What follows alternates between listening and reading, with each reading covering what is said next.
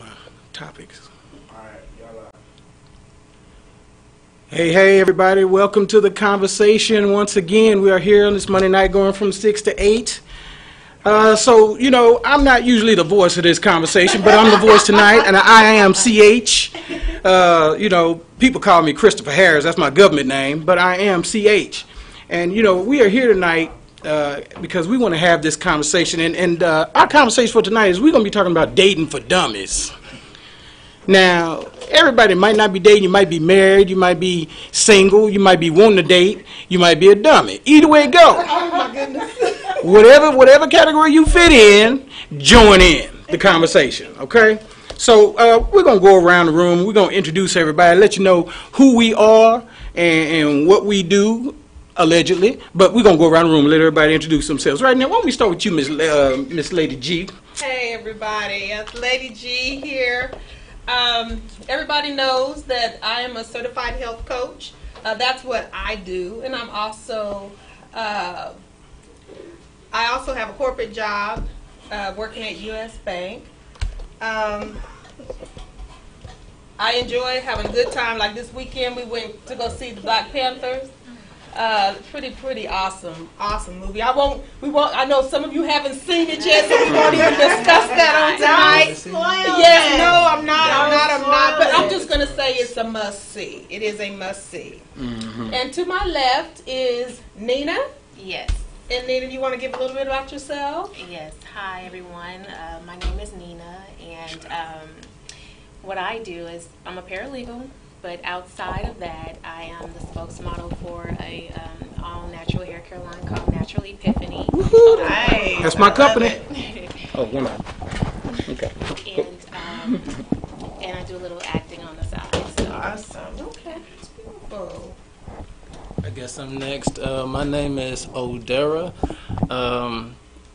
My day job, I also work along with Miss Lady G. I am a database project manager for U.S. Bank. I guess my hobbies outside of this is activism, work a lot with youth, and church planning. Amen. Church planning. Now you got to explain that a little bit. Church planning, because you got a lot of churches that be trying to plan stuff, but they don't never get nothing done. So tell me about what church planning is all about. Well, this is my first time. I used to be a member of Concord Church under Pastor Carter, and I was sitting at church one day, and the chief operating officer, who went to the same undergrad as me, he reached out to me and told me that they were going to start a church in Fort Worth, close to where I used to stay. Okay. I'm thinking I'm just going to go move some tables and some chairs. I got your back, bro. Okay.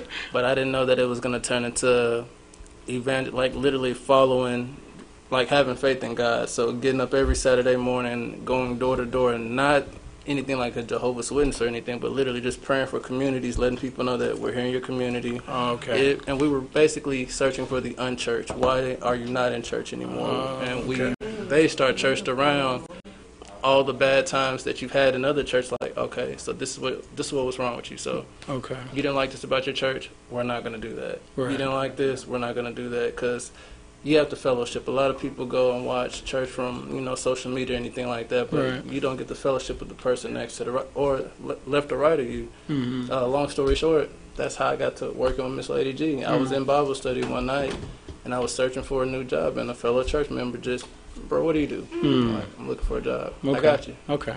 Yeah. Beautiful.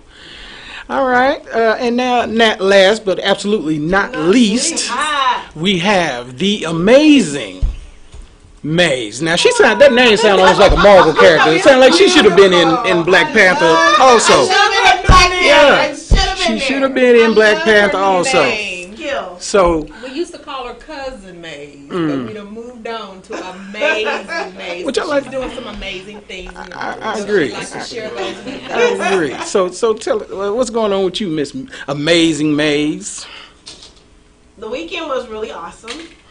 I actually rested up a little bit. Was a little bit under the weather, but I got a chance to rest up and got some things done, some speech writing, getting ready for to speak a little bit more, of course. And that's always fun, and just to give our guests some background knowledge of me, special education. I work in special education. I am right now radio personality with my conversation family. I'm also a strategic empowerment and transformation speaker. I am a health and wellness coach as well, and I do facilitations and training. And I'm also a Toastmaster, so I deal with a lot of communication and leadership skills. Beautiful, beautiful. You know, I realized that I sure did hand that baton around the room without running my leg. You know what I'm saying? So I'm going to touch that baton twice on this race. So I forgot to really just inform y'all that, you know, like I say, I am CH, and you know, my weekend was pretty good. I spent a little time on Saturday with my youngest daughter. I took her out. I had one of those bootleg casting calls. You know how they be trying to fish people in and try to strategic. And I was like, I don't know, man. I'm not sure how this is going to work out. I think they be trying to scam people to come out and try to get people to buy some products and stuff. So what I decided, I said, well, we'll get dressed. We'll go out there, see what's going on. Got out there, and I saw people coming out, and I said, what they doing in there? Oh, they trying to get you to buy this. Oh, I knew it. Come on, babe, we're going to the mall. So it all worked out. She got cute. We went and hung out at the mall, and we did Daddy and Daughter Saturday. And so that was beautiful. So, but also, like I said, I go by the name CH. I have most of us, we all trying to get free like Kunta Kinte. You know what I'm saying? We trying to run. You know what I'm saying? We ain't trying to sit still and be in corporate America, but you can't be no fool either. You got to be out there. You got to take care of your business. You got to do what you have to do to take care of you and your family. So I'm a technician. I work for, I don't know if I need to rebrand that company, but I work for a company. I'm a technician. I got a little corporate attitude because, you never feel like you're really being treated right. Even if they ain't doing nothing to you, that's just where I am. So I'm a technician. I've been a technician for many of these companies around here for over 20 years. But also, the CH version of me, I'm a stand-up comedian. I'm also a film major. I'm a video producer. You need a video producer, you call CH 214-723-1911. And also, I anything you need done is like I can almost do it. I have here my cousin as a guest. She is the face and the spokesperson of my hair care company, which it's owned by my sister, but of course because she owned it, I own it too. That's what we do, and it's called Natural Epiphany. Coming to a bald head near you, and so. So that's what it is, and that's what CH about. But we coming with you tonight because we got some things we want to talk about. People got some things on their chest or on their back, or it could be something on their chest, or it could be a monkey on their back. Who knows? Whatever it is, we want to get it out. So we're gonna talk about some topics here tonight. Now, where y'all want to start? I'll tell you what. Let's start off with a little communication. Dealing with the community, because that's where we were supposed to touch on that a little bit last week, and we need to get that out the way, because once we go into this dummy relationship for dummies or dating for dummies, it's gonna be on and popping, and the community gonna be left behind once again. So let's just touch a little bit about community involvement. So what is it that is it something satisfying for you when you're trying to get involved in the community? Miss Lady G, what is it about the community, or what it is that you want to do to help enhance community from your side or from your perspective? For myself, being involved in anything community-wise, it's the coming together. Mm-hmm.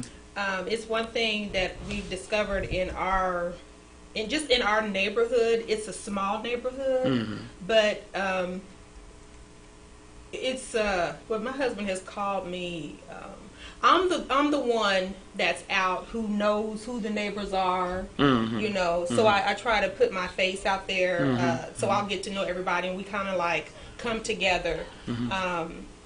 We have, in our neighborhood, it seems like everyone is like at home and in closed doors. Nobody knows their neighbor. Right. But in our community, we kind of like come out of that. We actually know each other. We look out for each other.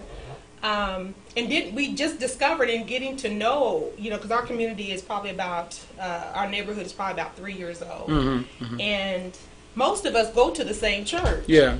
So that was a beautiful thing to come together and realize that. So we all fellowship at the same church. Mm-hmm. A lot of us do anyway.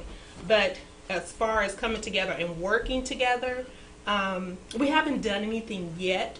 Myself, I do have a Bible study group that me and my husband, we became involved in that. And as a matter of fact, we had that this past Saturday at our home. Okay. And we get together with some of the neighbors, and not everybody lives in our same community, Right. but we have it's a couple of, I think it's 4 or 5 couples that come together, and we just study God's word together.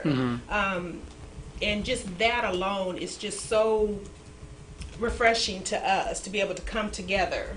And and then eventually we're going to take what we're doing within our small group and go out Right. and spread it amongst other people in our community.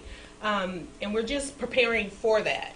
And I just love that because it's so unique, and we're getting to know each other one-on-one, and just sharing together. And that's really important because we are supposed to go out and tell the world. Right. And so we're preparing ourselves so that we'll be able to do that. Right. Yeah, and that's important. I agree with you. A lot of these days, neighbors, you don't really know your neighbors anymore. Right, And right, that's why neighborhood crime is up. Correct. Especially if you got a garage that's in the back of your house instead of in the front. Yeah, and a lot of people do. And so we do as a community, we're looking out for each other. If we see something suspicious, we're letting each other know, hey, there's a white car coming through the neighborhood. It's been driving around 2 or 3 times. Right. Did anybody get the license plate? So we're always checking, looking out for one another like we're supposed to. Good. That's awesome. I really think that a lot of people should do that. Yeah. Let's jump over here to Miss Nina now. Nina, you do quite a bit of stuff around, but why don't you tell us what it is that you're passionate about as it relates to or how it can affect the community and abroad? Why don't you share with us whatever you're into? Yes, what I am very passionate about when it comes to the community is showing young girls that they can be the best that they can be. You don't have to go out, dressing, wearing all these short shorts. Say it, girl. You gonna say it. You ain't gotta hold back. Let it out. Don't take all that. I would love for young girls to get to know themselves. You don't have to, you don't have to be someone that you're not. Love yourself for who you are. Just have morals and have respect for yourself, because no one else will respect you if you don't respect yourself. So me personally, what I would like to do is just kind of show them, hey, it's okay to be different. It's okay to love yourself. Don't be afraid to step out there and just stand up for yourself. That's what I would like to show. Beautiful. There's all kinds of ways that you can have an impact in the community, and that is one that definitely needs to be done, because I think our younger generation, I think their self-worth is not as good as it used to be. I think people aren't loving themselves the way they need to be. They depend on what other people say and think about them more these days, and that's not good. So, I think that's a good thing to do, and I think you will have an impact on this community doing that. All right, Mr. O'Dara, what you got? A lot. Well, just share with us what it is, because we all have things we're passionate about. We all want to try to touch the community in our own special way, and it's not always monetary. Sometimes just with your talents and your gifts. So, just share with us. You don't have to start from birth, but just tell us about what you got going on. Somewhat similar to Ms. Nina right here. The empowerment for young black men to know that you are a staple in the community. But I tell my friends a lot, when certain situations happen with adults our age, it's something that happened a long time ago. The screws weren't fine-tuned, so it started to unravel at some point in time. So everything happens in full circle, and there's nothing different that wasn't happening back then that isn't happening now. It's just on a more magnified level. So I feel like it is our job as a young adult, to the people who come before us and even high schoolers who come after us, to go back and start at an earlier age, to start reaching out to people who don't have the necessities that we grew up with, and show them that there has to be a bridge between the gap from you peaking to one level to the next. So I've been called to go back to my hometown. It's a humble hometown, Pine Bluff, Arkansas, but I'm doing... Oh my goodness. I did not know that's where he was from. I almost said, but I held it back. I'm hearing a lot of wows and some celebrations around here. Some But no, they have a MAPS program there. They have a Big Brothers program there. But I got a phone call about 2 weeks ago to come back and see if I could talk to some of the college boys about how they carry themselves. When we look at male, female, we play off of each other at the end of the day. You try to appease the opposite sex at the end of the day. And I guess we're going to roll into that at some point. But I have to come back and do my due diligence and try to teach these young brothers how to carry themselves, not only in college, but after college and in the corporate America, just everyday life as an African-American male. Right. So that's my involvement in the community. Awesome. All right. Now, and I like that because, we all have an influence on somebody. Whether they're our relatives or people that you interact with at church or even in your community, wherever you are part of the community. When you outside the house, you're in part of the community. So whatever you do, it reflects our community. Whether you out there sagging or whether you out there showing yourself to be respectful, people are taking note. So, that's good that, just even have the mind frame or the mindset that you want to make sure that you're having a positive impact on the community, because we need that. We all need that. And once again, we're going to move over to the amazing side of the room. And we are going to talk to Miss Amazing Mays. Show us or tell us, enlighten us with your community involvement. My community involvement has always been working in special education, hands down, with children. It always started there, coming out of high school. Actually, I worked at, I'm also a native from Pine Bluff, and I worked at a center called Jenkins Memorial Center. Had no idea about children with disabilities, but it's a facility with children, I'll say 3 months up to 65 years of age. Okay. Learning about different disorders and how to help them progress to a point where they can have a little bit of independency, maybe not total independency. And I still do that today. We work on just different type of academic goals that they need,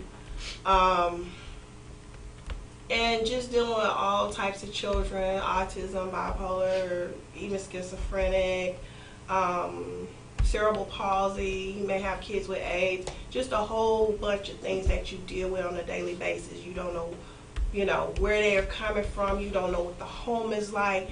And believe it or not, I know education has changed, especially what's going on with the teachers, whether they're good or some things that's not so great that's happening. And we still want to make school a safe environment. But man, all the stuff that's going on is crazy.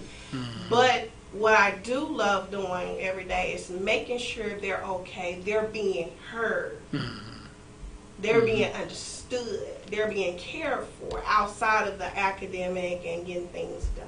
So that's what I do in the community, and Toastmasters, because I do a lot of public speaking. And I take my work as a speech writer, and I make sure I write these speeches for people to be empowered, for people to connect with them, for people to be transformed through something, or setting goals, and even in leadership, just really helping people grow and change. And that's what I've been doing. And it has been a gift. And sometimes you don't know you're already working your gift till like later in life. You're like, whoa, all this stuff I did. So I've always done that. I continue to do it. I love it. And that's it. Awesome. All right, now I just want to ask y'all what y'all think. I mean, we can go around and talk about some more community, but I don't think people want to talk about the community all night. The community ain't going nowhere. No. But some of these other issues need to go somewhere. So I think we should go ahead and move on to the topic at hand. The topic at hand. Now, like I said, a lot of us, we can talk on past experience. You know what I mean? Or we can talk on experience now. Now, we all have comments. We all have something we want to say about the topic. I know I do. But I'm going to reserve mine for later. I want those that got that's heavy in the heart. They got some things, they got some yearning and some things they just want to get out. Free yourself. Free yourself. That's what I want you to do. So, I'm coming back to the amazing side of the room. Oh, wow. And we're going to talk about dating for dummies. So let's talk about the faith or fear while dating. Let's talk about that. Where are you with that? Because, we all are somewhere. We all are. I think we have both. We have both faith and fear. Yeah. When it comes to dating, as single people, dating, or even before,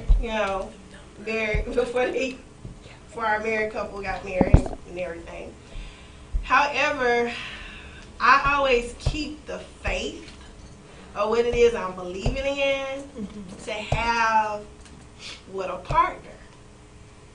And I don't really dwell on the fears because the thing is when you dwell on the fears, they start manifesting themselves. Of course. So I don't even worry about it. I have my checklist. Don't even play. Some things I have my checklist. I am flexible. Okay. I'm flexible. Don't get me wrong, but I feel like when you know your self-worth, you know who you are, you have standards, and some things are just not gonna fly. And that's just kind of how I am. I have my checklist. Okay, I'm a little flex about this. It's all right. But then some things I'm like, absolutely not. And I'll just keep my faith, and I won't settle or back down because I deserve the best. Right. And that's the way it should be, at least from my point of view. Okay, I agree with that. For our listening audience out there, you got something you want to get off your chest or your back, whichever one. Because I believe there's two. Call in. Call in numbers 972-882-6146. Don't hesitate. Put your fingers to the dial. Come on in here and join in this conversation. Because, a conversation is not a conversation unless you got somebody to conversate with. Am I right? Right. All right. Now let's talk about this for a second. Because it's a tight line you got to walk. You know what I'm saying? And when you start talking about, let's go on and say it, Christian and dating, because you got people that's not Christian and dating, so but dating is dating. You know what I'm saying? It don't matter whether you're a Christian or not. It's some things that be going on. It's some things that go down. Now, the thing is, you got to make sure you ain't put people's cars on flat, throwing those jacks through the window. Now, none of this stuff happened to me. I'm just saying this is stuff that happens. You don't want to go to jail by trying to date. You know what I'm saying? You got to keep yourself under control. So tell me this. And anybody can chime in on this. We can go around the room, but I want to know from if you are a Christian and you're dating, because we're going to hear it from both perspectives. I don't know. I guess everybody in this room is a Christian or, Buddhist or something, whatever you are. Do you think that when you're trying to date to marry, because at our ages and once you get away from them 20s, you want to start trying to develop something. Do you find yourself in a position where you have to always question, is Jesus happy? Because you know what, Jesus ain't never gonna really be happy with a lot of stuff we do because we imperfect people. You know what I'm saying? But how do you deal with that? How do you deal with that though? When you saying, okay, am I still gonna be a Christian tomorrow? How do you deal with that? Because you have to, you have to ask yourself, am I compromising my faith? Am I setting myself up for failure? That's where the fear comes in at on a lot of times, because you have to ask yourself that question. So how do you manage that? How do you get to a point where you're okay with whatever steps you need to take to try to move to that next level in a relationship? How do you deal with that? And you can talk about it in as in depth as you like. So I don't care who answers. Anybody can answer. And you know what? Don't be ashamed. Don't be ashamed. Let it out. And I'll say this. Let me start off. Because I'm not single. I'm married. But still, even in a marriage, you still have to you still have to try to be the best you can be. But the number one thing you got to do, you got to make sure you find a way to ask for forgiveness. Because we all jacked up. I'm going to say it first. We all jacked up. Amen. If you jacked up, raise your hand. Jesus know you jacked up. So if you didn't raise your hand, I don't know what to tell you. You're lying to yourself. That's another issue you're going to have to deal with while you're dating. So you know, I mean, because, it's tough. You know, you already know that you got your own issues, your own insecurities, your own whatever, and you know, and then when you're trying to carry out a life with another person, that's some scariness by itself. You know, because especially if you're supposed to be the head and not the tail, and you're trying to lead your family to a certain place. Man, so, I mean, I just tell the Lord, I don't know what I'm doing. Help me. You know. And really, I know that's something that we all need to be doing. But I know for me, I'm always screaming for help. Yeah. Because I will not sit here and try to make anybody believe, oh yeah, I got this all under control. Nope, I got nothing under control but this bottle of water. That's about the only thing I got under control. Everything else, I'm asking for help. Lord, help me. Guide me, order my steps. All those things we're supposed to say to the Lord when we talk to him sometimes. Yeah. I just want to know what you think. And as you were saying, none of us are perfect, and us being the only two that are married up here, it's about us when we're as one, as husband and wife. We have to keep each other lifted up in prayer. Right. We really, really do, because we fall short every single day. And even though men are the head, we as the wives are supposed to be there to support them. And they carry so much of the weight of the world on their shoulders. You men do. You guys really, really do. And if you don't have a woman that's behind you to lift you up and to support, show that support there, it'll ruin a man, his self-worth. But in that dating, I always felt like dating has changed so much. Next month I'll be married for 28 years. And all of them? Thank you. But I've been with my husband for 29. And see, that was quick. In a year we knew. He knew that I was his one, and that's what we talked about the other week. As men knowing when they found their rib. And I want to touch that rib in a minute when you finish. I want to touch on that rib. Yeah, and but it hasn't always been easy. And what we found is when we were trying to do it on our own, it was always a struggle. But when you get to that point when you realize, allow God to lead, and you just follow His steps,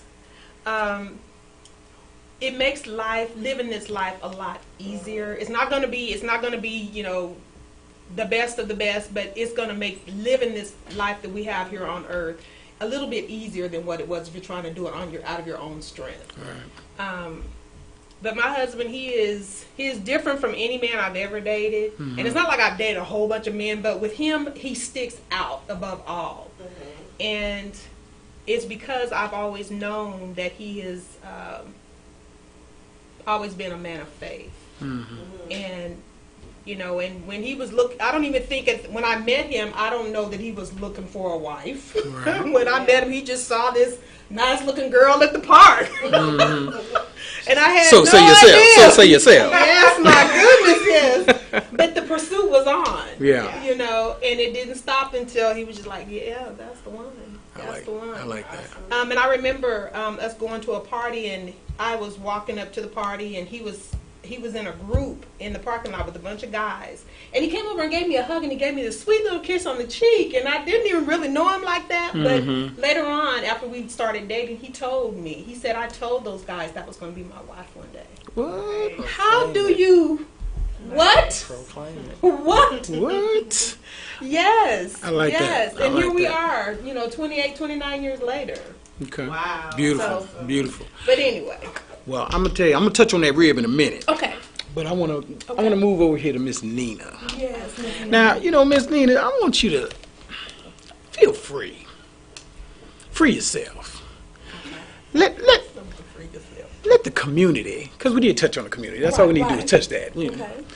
Let the community know what is it that you seeing out here as a I'm going to call you a successful young lady that you're you're not waiting around for somebody to come and take care of you and provide for you. You know, I've known you most of your life. But what I see is a beautiful young lady that is, you're doing all the things you're supposed to do. And with that, you know, should come some kind of harvest for you being, I call a #1 draft pick. That's what I call it. Amen. You know, because a lot of us we need to be building ourselves up as a #1 draft pick. Tell me, what is it that you seeing out here? What you know, speak to the people. Let the people know. Well, what I see is that a lot of men, they're either afraid of commitment.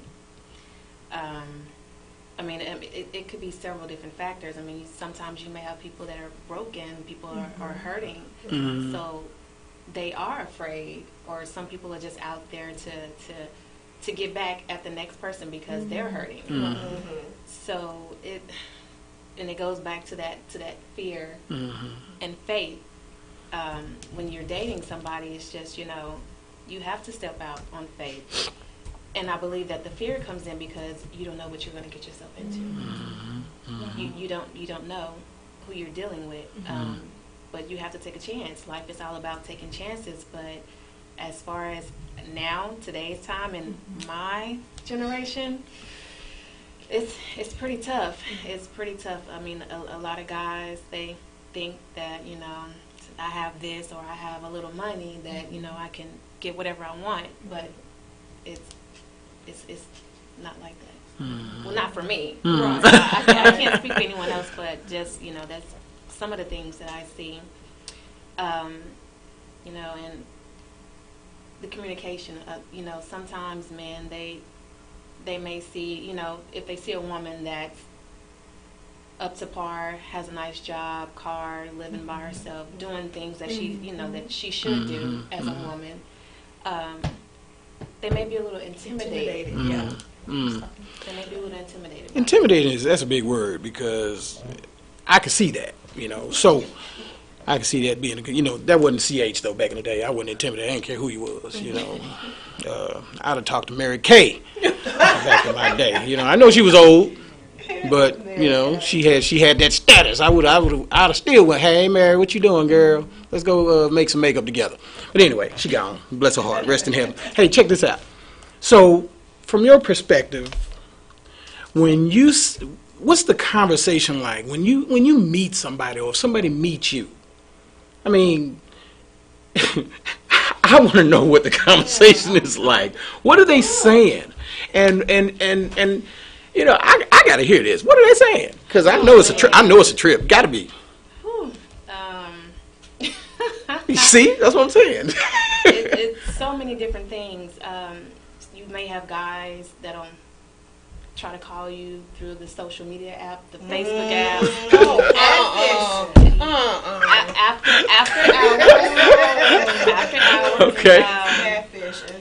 I mean, a lot of guys will say, hey, you know, they'll say, hey, sexy, or, you know, they'll never say, hey, you know, you nice lady, I would like to get to know you. It's just always, hey, sexy, how you doing? Can I get to know you? Can I get your number? No. Straight to the you have to the to hill. find a better approach. If your approach is not Okay. Coming to you, Mr. O'Dara. Don't you worry about it. You have a chance to speak, sir. So go ahead, baby.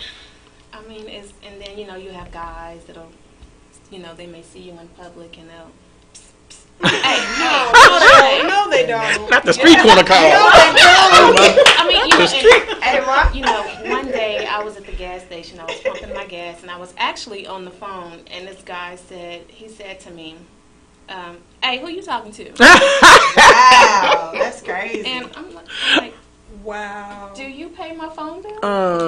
And I was just like, excuse me. I said, look, next time, if you want to approach a woman, say, excuse me, or can I get to know you? Can I have a minute of your time? Do not ask questions like that. That's very rude. Very, very rude. Well, we're going to be talking about this for a minute, so, you know, you ain't got to let it all at the gun right now. We're going to come back around, but we're going to hit this in different phases.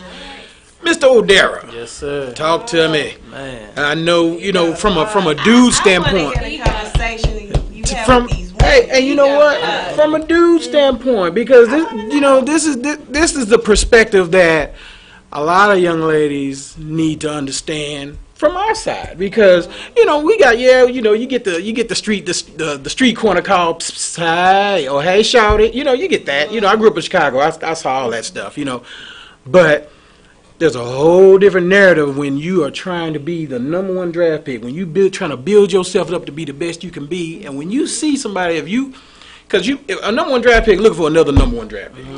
You know what I'm saying? You ain't looking for that 7th rounder. you want to be able to visualize. You want to be able to visualize a future. You know, even if it ain't no future, you want to be able to at least pretend or visualize that there's one. What's going on with you, Mr. O'Dara? What are you seeing? What's going on? I want to hear it, because I can imagine. I said the same thing 20-something years ago, you know, when I was probably your age. I don't know. All right. It's sad out here. It's just going to jump out on out from there. Okay. Very sad. Yeah. I'm going to give you numbers, historical facts, down to the root of why the approach is the way it is. So the book's coming out soon. Okay, I got you. This is it. So first off, I have to apologize on behalf of all the men who approach you that way. Reason being is because when we look at statistics, African Americans are 14.5% of the United States. Cool, but not cool, because we make up 62% of the prison system, which makes 38% of us out here walking around. And that leaves 5 to 1, 5 women to every 1 male walking out here. And out of that 1 male, he's either already taken, not your type, homosexual, too young, or some other anomaly. Other. So that leaves the sisters out here with the low chance to get that #1 draft pick. It's almost really like competing for the professionals. Not everybody gets to make it, unfortunately. You play all these years and you don't get to make it. And the reason why guys do approach Miss Nina as such is because when I stay back to that parenthood, the fine screws that are now being unraveled, young ladies out here have subjected themselves for brothers to be like, hey, man, the black shirt over there, come here, let me holler at you. And she comes. So he finds it okay for him to do the next woman like that. And you do have guys out here who have been, quote unquote, hurt, you know, the faith and fear and all of that. And it's sad because women, and not saying that you have this, Miss Amazing, but that's where that list starts to come into play. It's like, in order for me not to get hurt and not to have this fear factor, let me make sure he got all the P's and Q's and all the I's and the T's are crossed and dotted. And so from a male's point of view, when I'm out here with, it's me and my boys, really majority of my boys are married, are in a relationship. I'm the single one out of the crew. And I get the question all the time, oh, D, when you gonna put it up?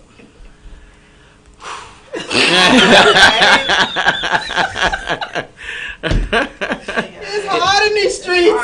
It's actually, it's hard, but it's easy. It's all about, do you want to? As we were talking, I pulled it up a second ago, Proverbs 18, verse 22. A man that finds a good woman has found a good thing, has found favor within the Lord.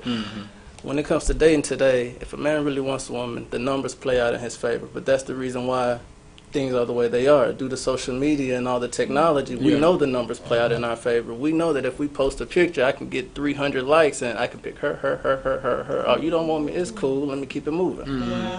Versus when I was talking to Miss Lady G a couple of days ago, I said, it's beautiful to see that you and your husband are about to put up 29 years because back in the day, it was tunnel vision. I want her and only her because that's all I could see. Now I can see the world in the palm of my hand. So I know that the options are in my favor. And so when my boys ask me, oh, D, when you going to put it up? I say, when I go to God, because I can't go search for her without him.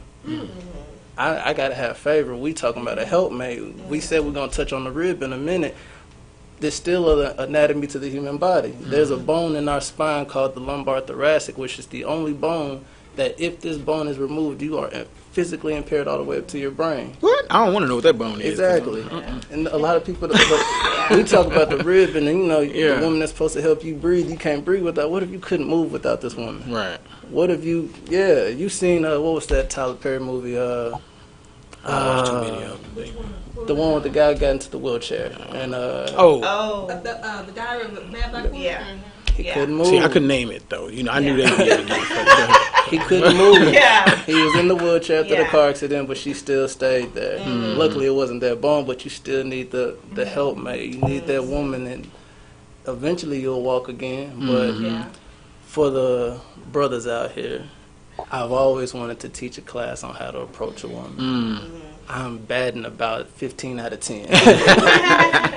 It is so easy to be different, but you don't know how to be different because you want to do what everybody else is doing. So ain't to me. what Miss Nina said, if I see somebody that I'm attracted to, I told Miss Lady G that I said, I just observe for a quick second, be quiet, sit back and observe. Like if she was on the phone at a gas station and I'm seeing that she's like in depth conversation, it's not chivalrous today anymore. Unfortunately, I would have been over there. Can I please pump your gas for you? That should have been the number one thing. But I'm gonna sit back. And right before she leaves, and that's when the excuse me comes into play. Excuse me, ma'am, I don't mean to interrupt your conversation. I saw you from afar. Yep. Introduce yourself. I don't know if you. I don't want to step on. If you have a man, I don't want to step on his toes, but I just like to introduce myself. And she might just say, "Girl, let me meet you right back." I love it. Yeah. Love it. So refreshing. I feel good. 16 for 10.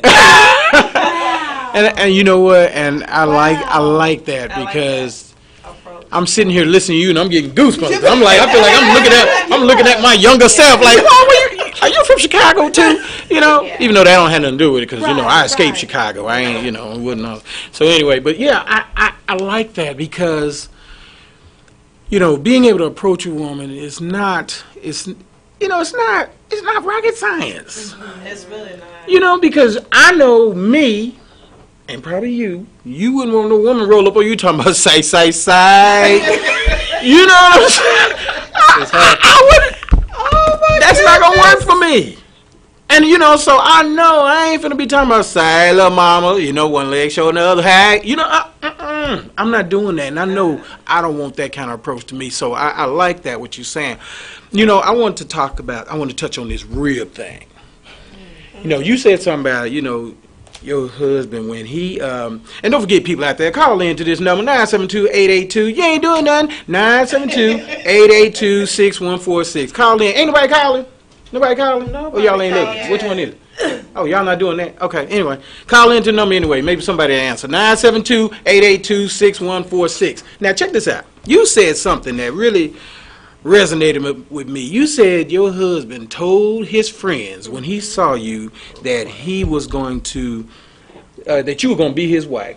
Now, I have a question about that because that you got to kind of put that in. I want to know the perspective at which he was coming from. How old was he at that time?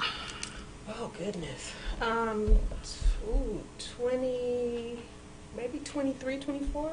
Amazing. All right, not amazing you, but amazing that he was that young. Now, what was he doing? Where was he at that point? Where was he at that point in life? He was in the U.S. Army. Okay. He had just he was in a relationship before me. Right.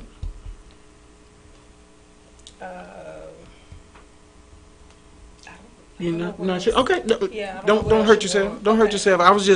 What I'm wondering is because, a lot of us men, including myself, there's a certain point in life where we say we want to be before we start looking for that rib. And I say that, even me, I know I had certain things or certain places where I wanted myself to be before I started saying, hey, you know what? I'm going to put you on the payroll. You're going to go with me. You know what I'm saying? I know that's how I was. So I'm just curious, like, Miss Nina, are you seeing anybody in that state, or most people are approaching you in a state of where they still at their mama or living with their roommate? What state of being are most of the people that approach you with this zero conversation? What are you saying? Well, I really don't know, but for the ones that I do know that that approach me, I mean, they are doing well. Okay. They are doing well for themselves. They have nice jobs. They have their own place to live in, their own car, everything. I guess it's just, since they have everything, they feel that they can say or get whatever it is that they want just because they have it. I got it. Yeah, I wasn't expecting to hear that, but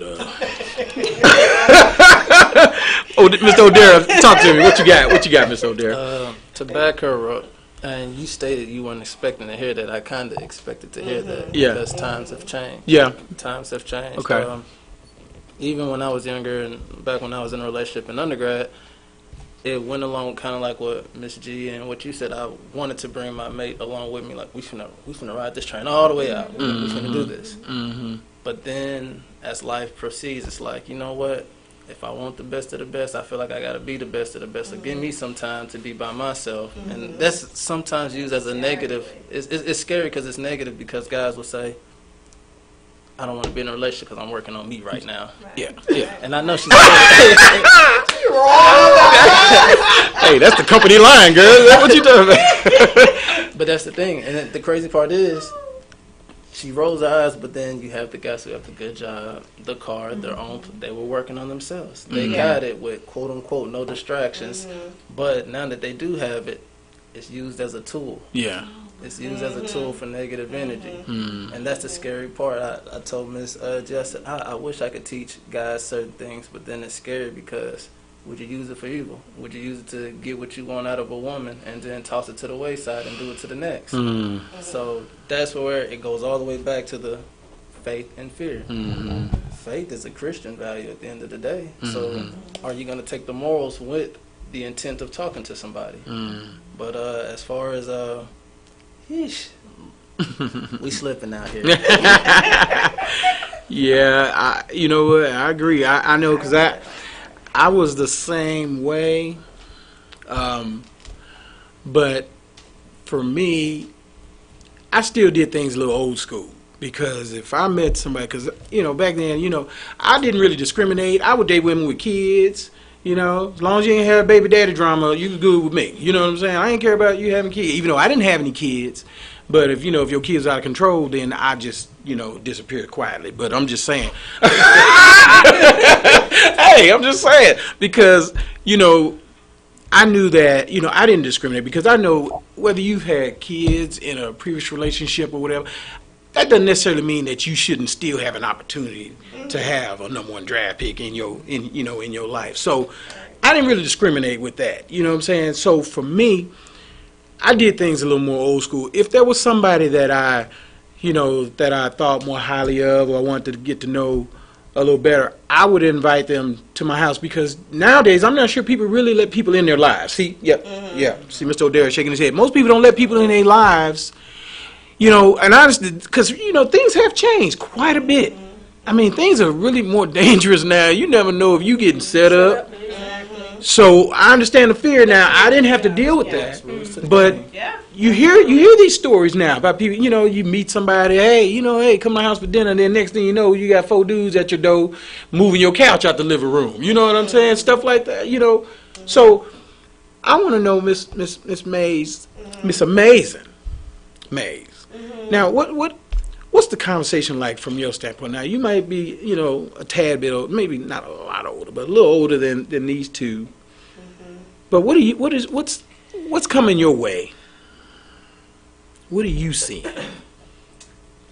Talk to us. I would say this. I just got back into the dating scene. I took about a year and a few months off. Okay. Because that relationship that I had before, it was still in my energy. It was sucking the life out of me.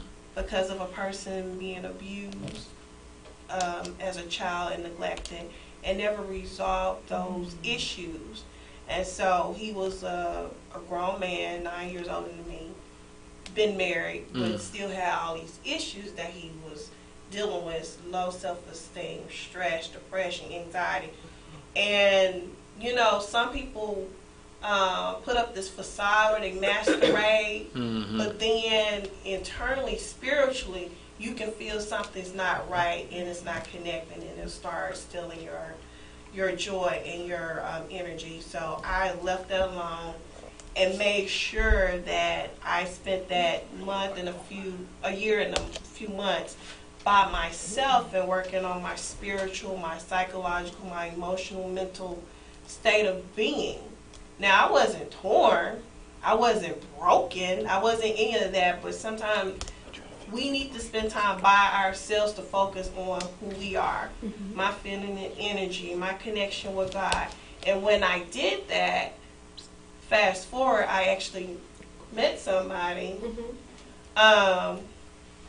that we actually connect on a spiritual standpoint. So we connect very well in a lot of areas, mentally, spiritually, psychologically. We see a lot of things on another level, and it's almost 15, 16 years age, but it's good.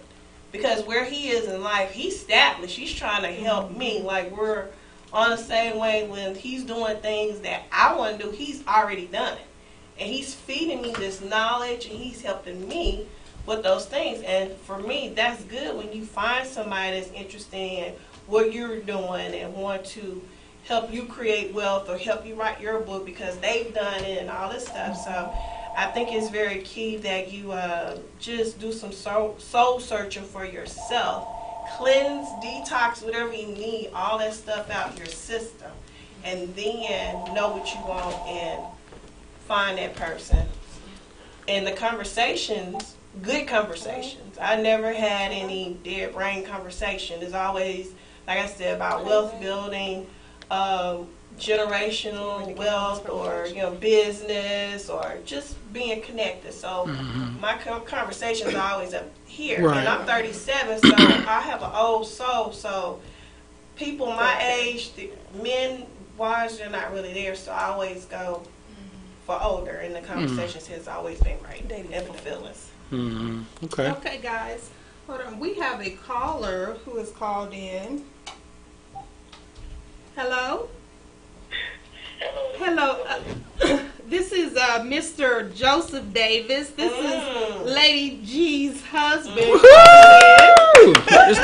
Mr. Joseph, I'm gonna applaud you, sir. Mr. Joseph. And honey, we're talking about dating for dummies and just really, the dating scene today versus when we first started dating, and how different how things have changed and how different things are nowadays. And I just want your perspective on dating, period.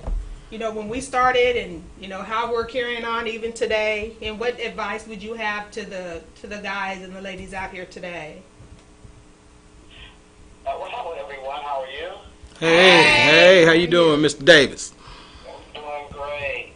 Well, I guess my first point would be, if you're dating, don't classify yourself as a dummy, because that just won't end well for you.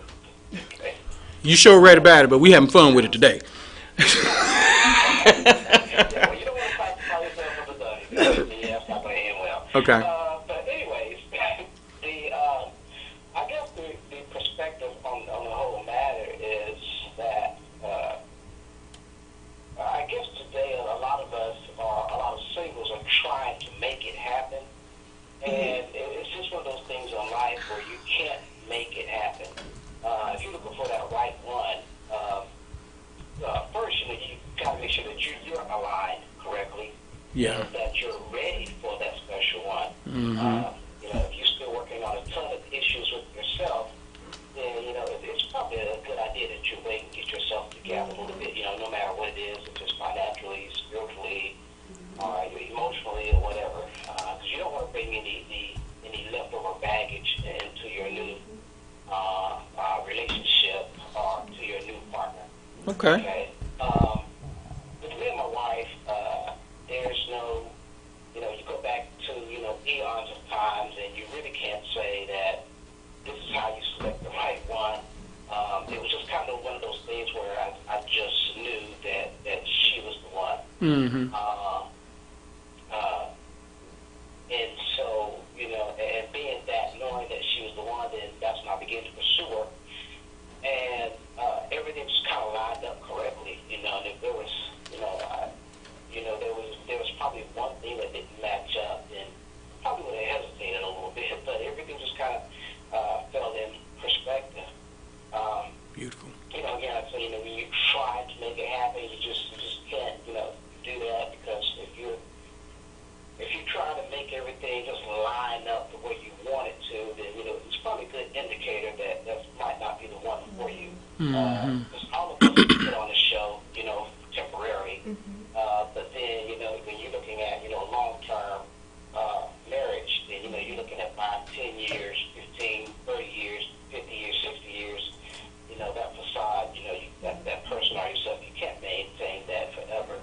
Okay. So it's one of those things where you just got to know in your knower that, okay, yes, this is the right one.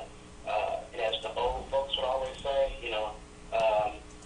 always go with your gut feeling. If something in your gut is saying, Right. hold up, wait. Yeah, you might want to hold up and wait. That could be a higher power telling you that maybe this isn't the right one, Right. or maybe that person isn't ready just yet, or maybe you're not ready just yet. But my thing is, take your time. I'm kind of old school, so me and my wife, we dated for about a year before we actually got married. Mm-hmm. So there's nothing wrong with long-term courtships, and I like courtships. Right. Okay. Like I say, I'm old school, so I believe in that. Sitting down, getting to know each other. Hanging out. Getting to know each other's friends, getting to know each other's families. Mm-hmm. And the whole 9 yards. Right.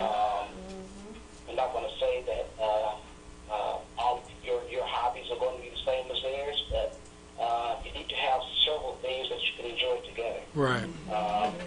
And if you do move into marriage, my thing is, if you got a lot of friends that are single, you're going to have to kind of pull back from them a little bit, because it's just not going to match. That's Right. like, that's just like driving. If you're driving a Gremlin and you're trying to hang out people that's driving Porsches and hot performance machines, it's just not going to work out.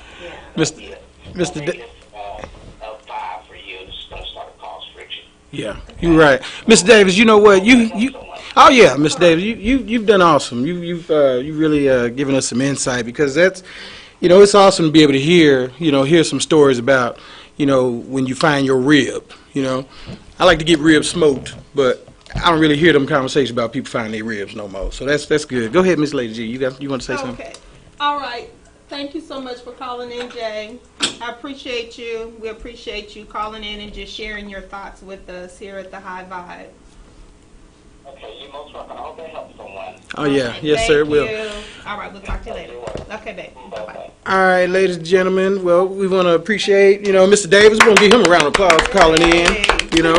We need that perspective sometimes. So, what we're gonna do now is we're gonna take a little break. This conversation's been riveting, I would say. And I think it's gonna get a little bit more riveting. And I did leave the R-E off on purpose. I did say mo. All right, so we're gonna take a break, about 5 minutes or so, and then we'll be right back with you with the conversation.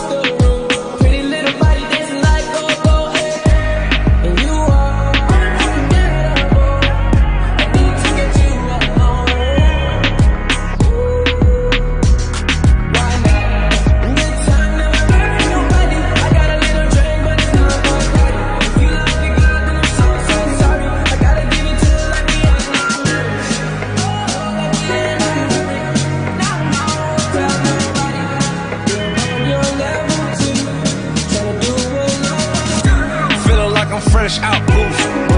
If they want the drama, got the ooze. Ship the whole crew to the cruise. Doing shit you don't even see him move. Ride with me, boss. I got a hard head, but her air talk. She want the last name with the ring on it. Cause I pulled out $1 million cash, told her blank on it. You are unforgettable. I need to get you alone. Now you want chills, just pot bubbly in the cruise. It's not good enough for me since I've been with you. Ooh. I'm gonna sip on this track when I'm up. I should know how to pick it. I'm gonna catch the rhythm while she push up against me. Ooh, she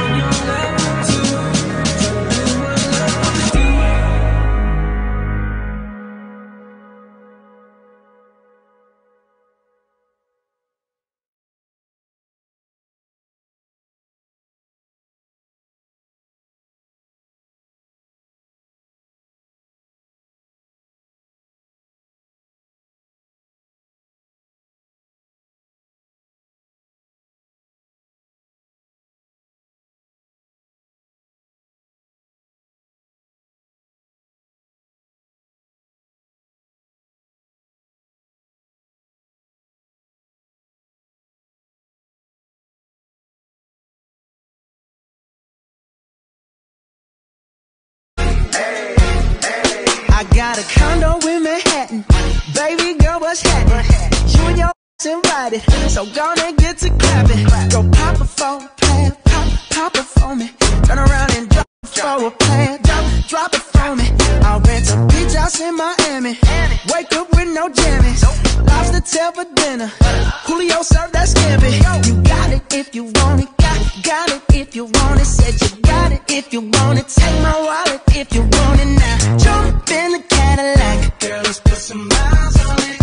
Anything you want, just to put a smile on it. You deserve it, baby. You deserve it all. And I'm gonna give it to you. Gold jewelry shining so bright. Strawberry fire at night. Silk sheets and diamonds, all white. Lucky for you, that's what I like. That's what I like. Lucky for you, that's what I like. That's what I like. I'm talking trips to Puerto Rico. Say the word and we go. You can be my flica. Girl, I'll be a flico, mamacita. I would never make a promise that I can't keep. I promise that your smile ain't gonna never leave. Shopping sprees in Paris. Everything 24 carats. Take a look in that mirror. Now tell me who's the fairest. Is it you? Is it you? Is it me? Is it me? Say it's us, and I'll agree, baby. Jump in the Cadillac. Girl, let's put some miles on it. Anything you want, just to put a smile on it. You deserve it, baby. You deserve it all. And I'm gonna give it to you. Gold jewelry shining so bright. Strawberry champagne on us. Lucky for you, that's what I like. That's what I like. Lucky for you, that's what I like. That's what I like. By the fire at night. Silk sheets and diamonds, all white. Lucky for you, that's what I like. That's what I like. Lucky for you, that's what I like. That's what I like. You say you want a good time, but here I am, baby. Here I am, baby. Talk to me, talk to me, tell me what's on your mind. If you want it, girl, come and get it. All this is here for you. Tell me, baby, tell me, baby, what you tryna do? Gold jewelry shining bright. Strawberry champagne on us. Lucky for you, that's what I like. That's what I like. Lucky for you, that's what I like. That's what I like. By the fire at night. Silk sheets and diamonds on us. Lucky for you, that's what I like. That's what I like. Lucky for you, that's what I like. That's what I like.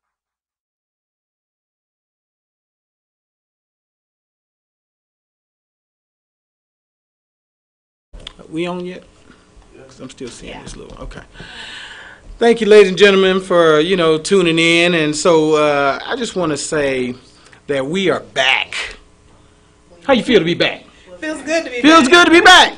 back. You know, not like Jordan, but we back. Now, we were talking about our topic, dating for dummies, and we had the fortunate opportunity to have Miss Lady G's husband call in, Mr. Davis, and we appreciate him calling in. Come give us that old school vibe, because old school is like a flavor. It's missing. We missing some of that old school flavor. So all you out there that's listening, you got something to say, call us, 972-882-6146. You ain't doing nothing, so call in, And if you are doing something, I'm sorry. I don't want to offend nobody, because I don't want no trouble. Let's jump back in this thing, and let me see. Let's talk about, I still want to talk about this rib piece, because this rib is important, because, I don't think a lot of younger men, especially if you're under 30, a lot of them, I'm not sure they're looking for a rib. Here, it's a few. Yeah? It's a few. It's still some good ones left. Yeah. It's just slim. It's slim picking in all age ranges. Let's just be clear. Okay. Well, let's. There's still some good people out there. Okay. Yeah. Well, let's look at it from this perspective. How do they know when they should be looking for a rib? Or who's teaching them? Who's giving them the talk? Who's talking to them about that? Because I don't really know if my dad really gave me the conversation like that, but what he said to me, which I think translated to the conversation, was, don't be waiting too long to start a family, because you're going to be old and you're going to be a grandparent to your kids. You know, that's kind of what he used to say to me, you know, because like I said, I had my first kids, I was 31 years old, because I was... Surpassed that, Huh? right? Surpassed. Yeah. And so, you know, so, but that was the conversation he was having with me, you know, up until that point. But, so it's like, where does it come from?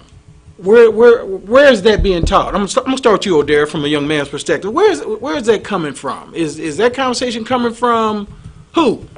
In your circle, or what do you have to say about that?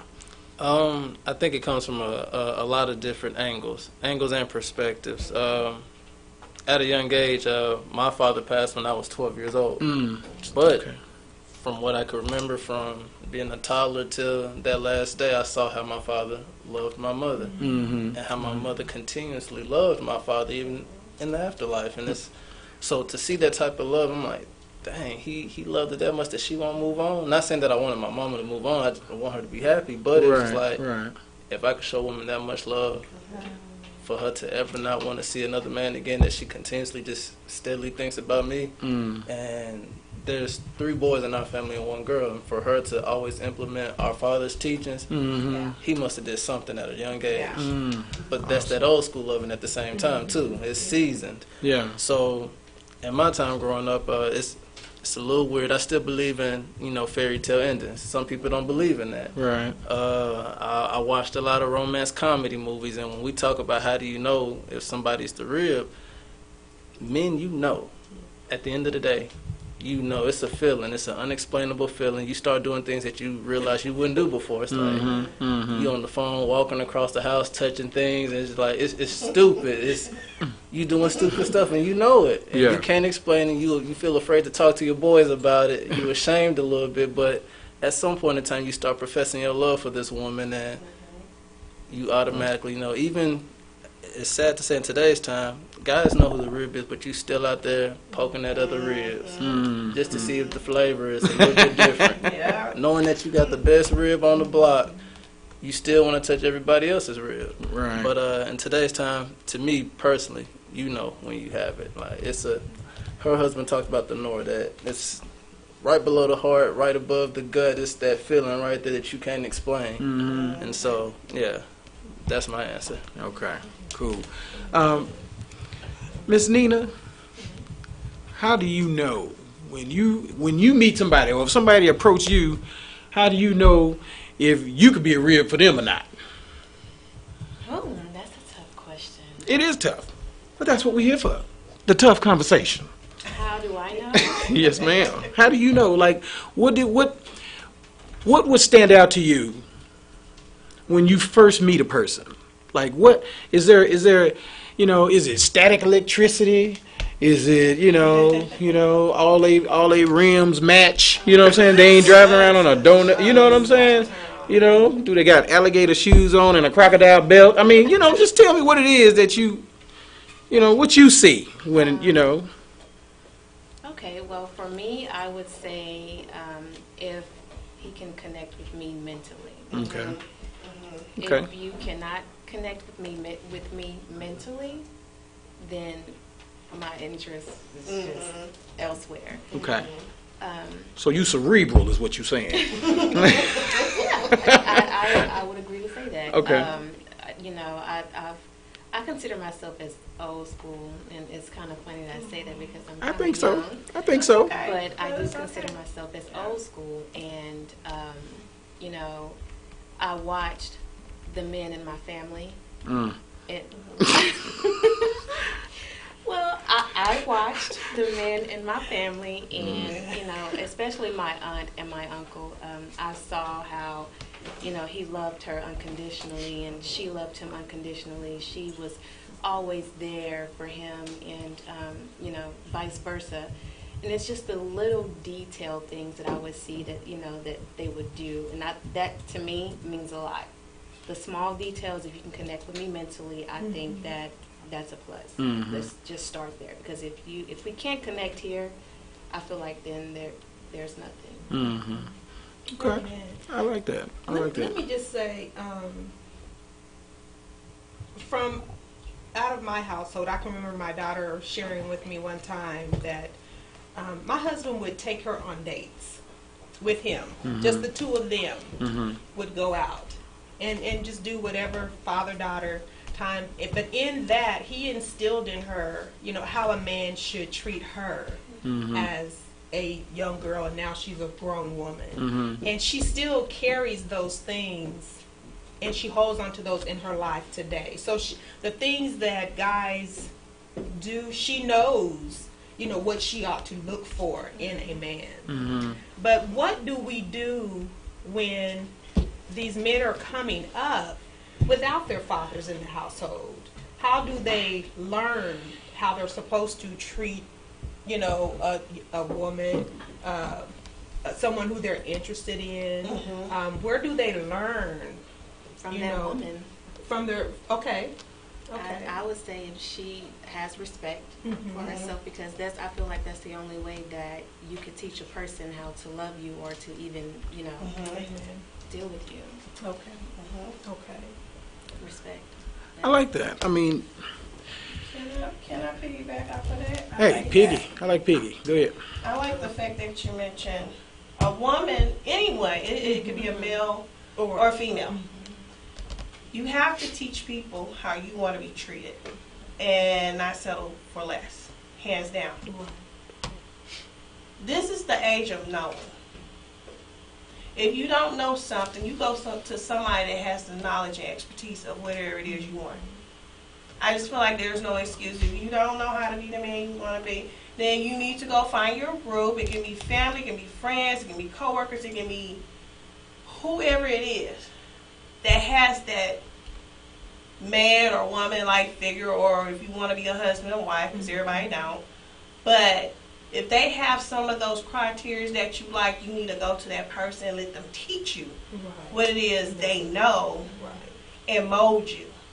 Because unfortunately, some of my parents did a great job, and some of the parents missed the mark. It just happened. But that doesn't mean you can't be the best person. You can still be the best person you want to be for someone else. Well, for yourself, for one, and then for the other person. Mm-hmm. So it's the age of knowing so much stuff out here, so many groups, you can take classes.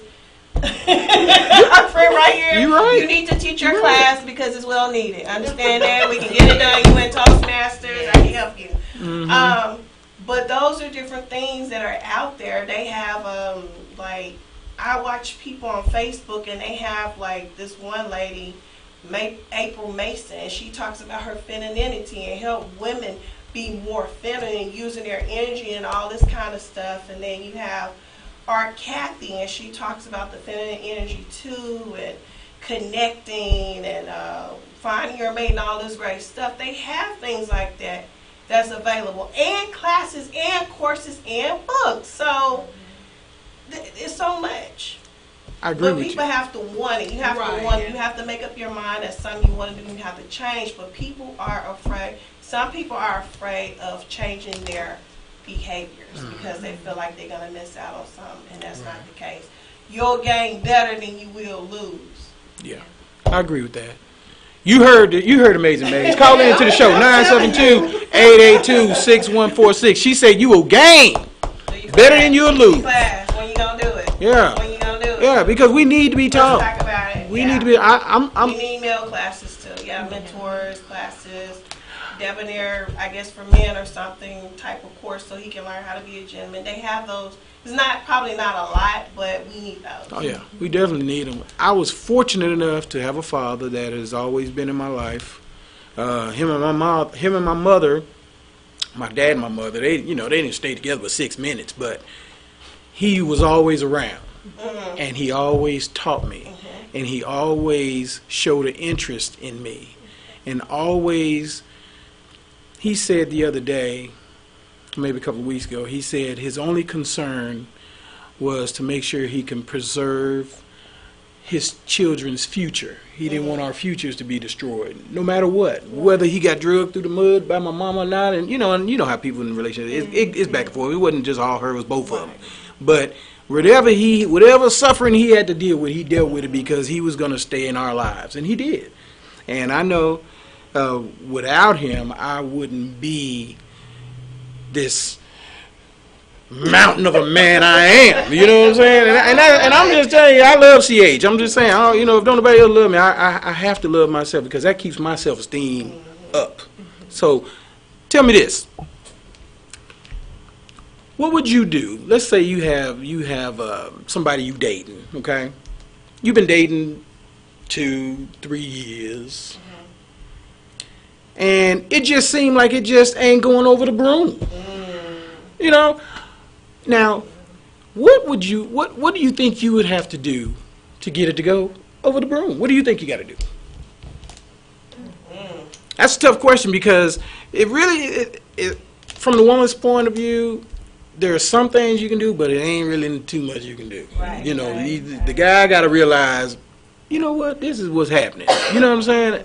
And I think sometimes some of these guys just need to get hit upside the head with something. Is that when us women, we come up with these ultimatums? Yeah, ultimatums don't work. They don't work. Exactly. And is that They don't- when we be like, look, Yeah, because ladies, by this date right here, if I don't have a ring on it, it is over. ultimatums don't work. No, Save them. Save them. They don't work. So This- then do you think the relationship is dead? Well, it's not necessarily dead. It's not dead. Some people are not ready. They just want to hold on. Yeah, it's not dead, but there's some things you can do to start making. There's some things you can do to open up some eyes to the situation. Okay, yeah. You know, and it don't mean mouthing. It don't mean bad attitude. Okay. Just subtle changes. Yep. Now I ain't a woman. I ain't finna start speaking on that. Okay. I'm just saying. Okay. Y'all know. Yeah. And if you don't know, or if you do know, call in to the number 972-882-6146. You know what I'm saying? Leave a comment. We on Facebook Live. We making this thing happen. We want to know what you feel, what you think. So, Can I say something about that? yeah, go ahead. Oh, go ahead. Hold on. We have a what's it? Dee Dee Sherrill. She wrote, I know a woman that's dated for 10 years and he left her for another woman. Woo-wee. Oh, that's horrible. That is so sad. But hey, Wow. some 10 years of that woman's life. That's Yeah. Selma, I'm sorry. Wow. all right. Okay. Yeah. Now she says she know a lady that dated Yeah, somebody for what- 10 years. Yeah. Okay. Now, that's a tough one, and I get it, but She wrote God awful. that is god awful. But even with She that, did. but even Oh with my that, gosh. that young lady, I'm sure somebody else probably could have came along and tried to tug on her. Hey, look at her. How you doing? You know what I'm saying? I mean, 10 years is a long time. I mean, there's certain dynamics. You just don't know all the circumstances. So it's not a cookie cutter end result.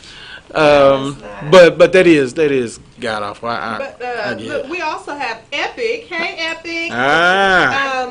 And he wrote in and said, with all these options out here, how do you know if this one is the one?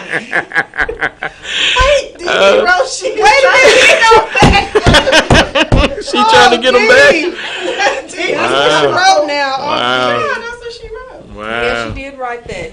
She is trying to get him back. Okay, so let's see with Epic. He said, with all these options out here, how do you know if this one is the one? And I believe, just like my husband said, you men know. You know, but it's up to you guys to make that determination. Hey, am I willing to let the one that I know go just so what? I can get another notch in my belt? Is that what it's about? The older you get, them notches ain't really worth much. I'm just saying. Them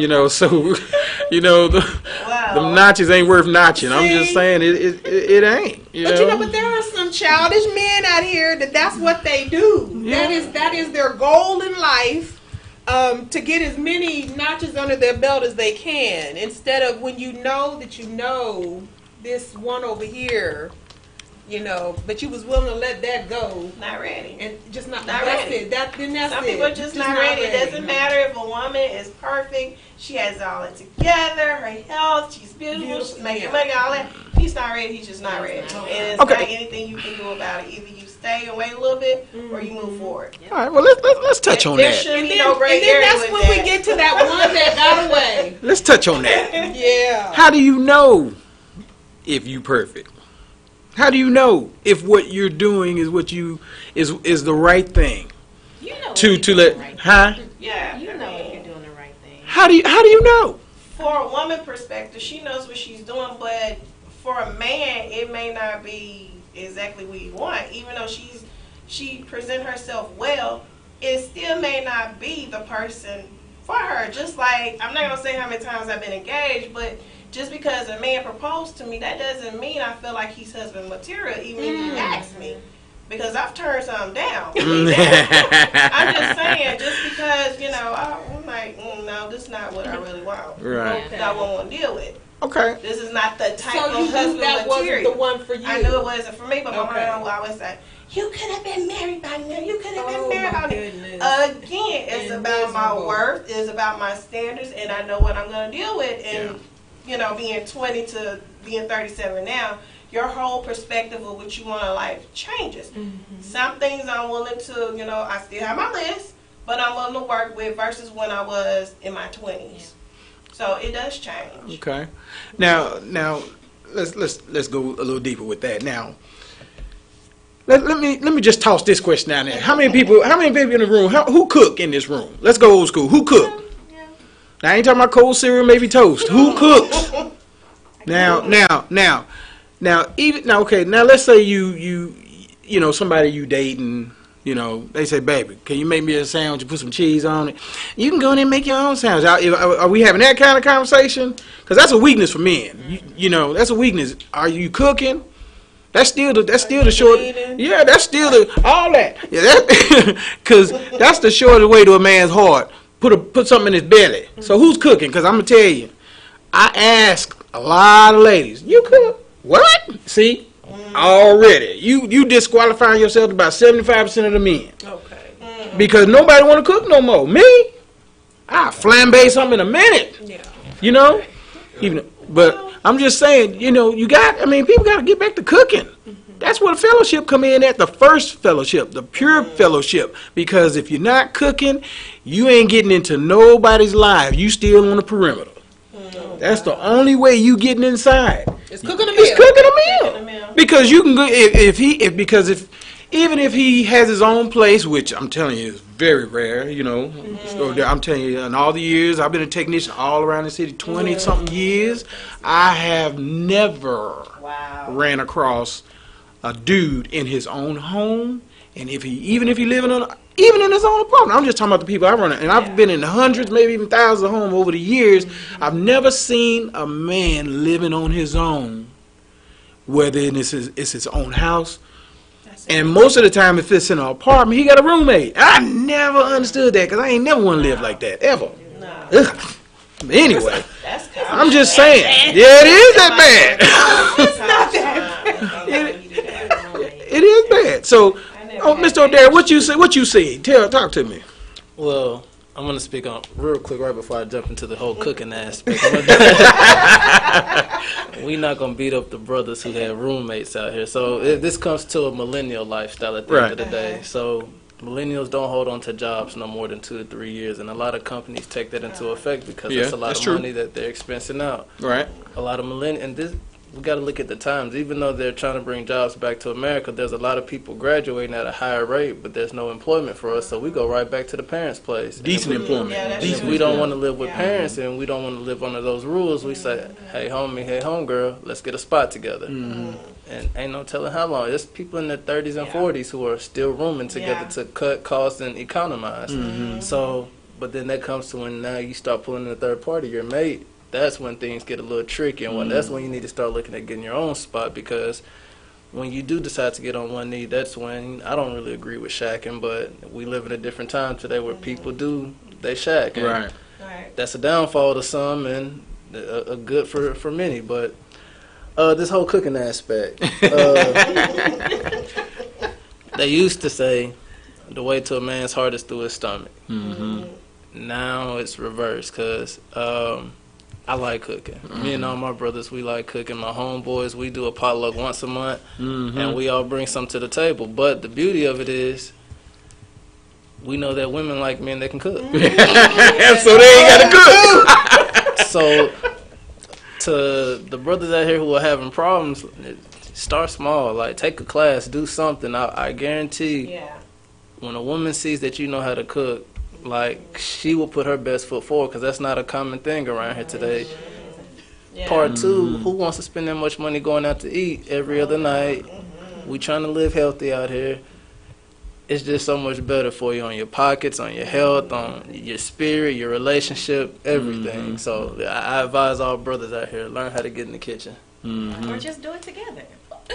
That works. Hey, You heard that? That's what I'm talking You about. heard that, Miss Nina chimed in. Call that number 972-882-6146. Do it together. You get those vegetables going. Mr. O'Dare, I'm gonna ask you. Go on, pull that mask off. You about 45 up under that mask. You. You know, and just talking to him in the short time we've been working together, this young man here, he is wise beyond his years. I mean, when I'm talking to him at work, I just be like, Amazed. I am, exactly, and I really am, and that's when I said, you have got to come on our show. Yeah. You have just got to come and I'm share. It's refreshing to me. Yeah. Just even being, dude to dude. Right. Because I like to hear this kind of thing, because a lot of times I'm scared to have a conversation with other dudes, because for one thing, I don't want no dude coming up to me and he's sagging and trying to have a conversation, because I don't want to look at his drawers. Yeah. You know what I'm saying? I don't want to know you wearing boxers or briefs. That's not what I do. You know what I'm saying? So I like to have a good conversation with somebody that's talking about something that I know I would be talking about. You know what I'm saying? I'm inspired. Yeah. The possibilities are here and now. You know, and he comes there's hope. Dressed in suits, hey, smelling good. What? Like, not smelling good. Man, my goodness. Smelling good is going out of style. What? I'm telling you. That's what we do. I'm telling you. Well, they had to escape Pine Bluff to come on down to Texas where they can roam free, open land.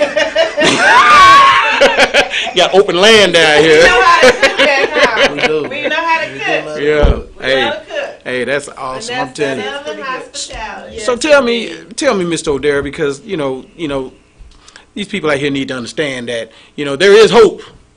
We keeping hope alive at this phone number 972-882. The conversation 972-882-6146. Call in, be a part of the show. Leave a comment on Facebook Live. We trying to make this thing happen. Mr. O'Dare, tell me now, your buddies. You say most of your buddies are married, right? Mm-hmm. How long did it take your buddies to find their rib, or what was their conversation like when they decided to do the real thing? Not long at all.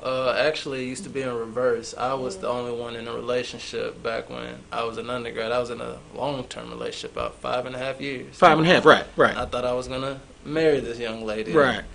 And everybody's like, OD is going to be the first one to get married. Mm-hmm. Like, we all know, and it now looks like I may be the last. But okay.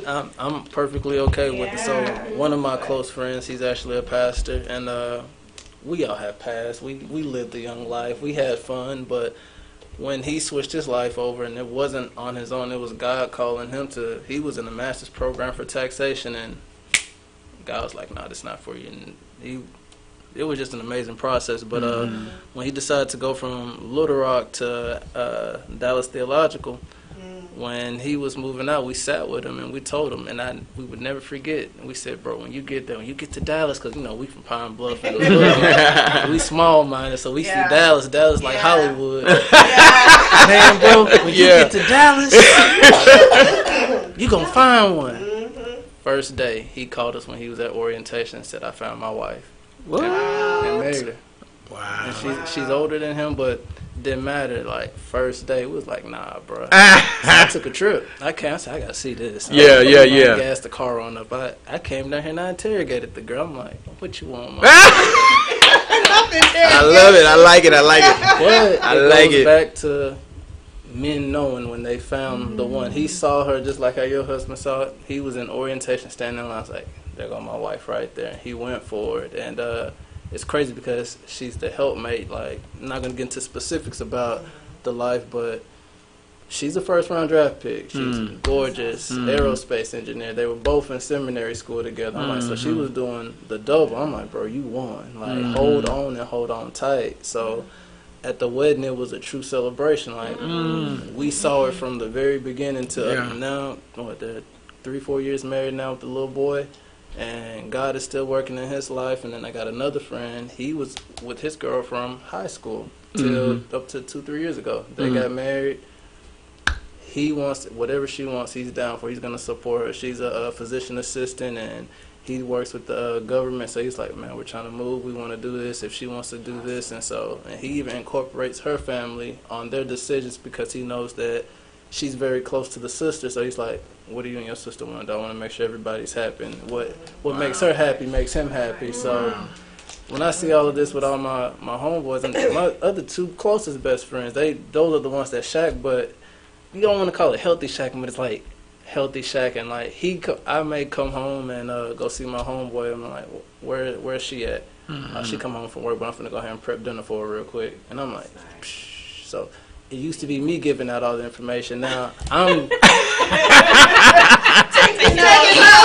You know but you know what? That's good because we don't usually hear those stories.